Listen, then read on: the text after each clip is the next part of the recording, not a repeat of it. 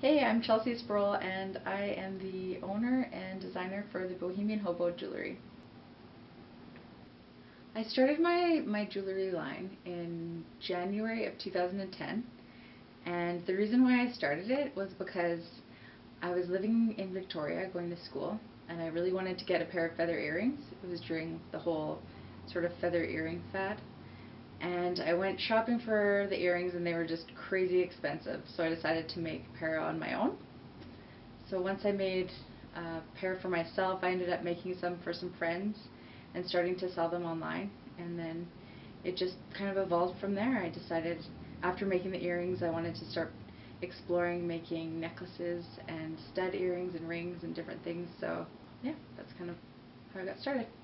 I actually was approached by a woman who was running a boutique in Victoria called Mermaid Moon, and she said that she wanted to sell the Bohemian Hobo. And then when I came back to Calgary, the person who was friends with her, Lana at 1111 Boutique, said that she would be interested in selling my jewelry as well. So I started selling it here, and then after that, I it started going into a couple of more boutiques, and now I'm selling in a few different boutiques in Kensington.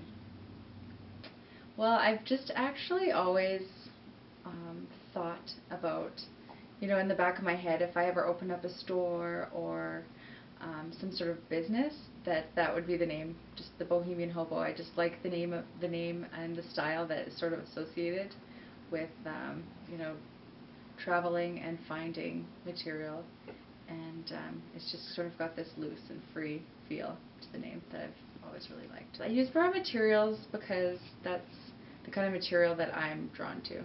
So I really love, the way that antler or wood and stone looks, and I love wearing it. So basically, just because that's what I'm drawn to, that's the material that I base my work off of. I get my materials through my travels mainly.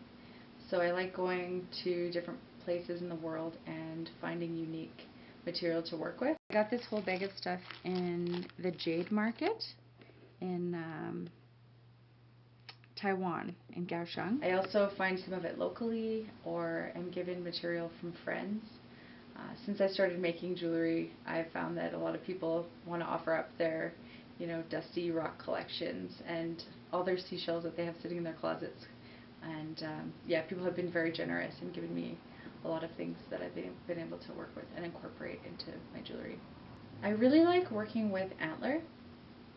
I love the look of it, and I've been able to acquire some from a fellow who's living in Minnesota, and he actually goes out and finds the antler in the woods and carves it into pendants, and then I wrap them with wire and make them into necklaces, and I really enjoy the process and the look of the product once I'm finished.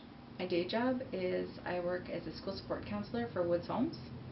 So I work in an elementary classroom with 8 little boys, and I'm there to support them throughout the day with academics and with their behavior and emotions.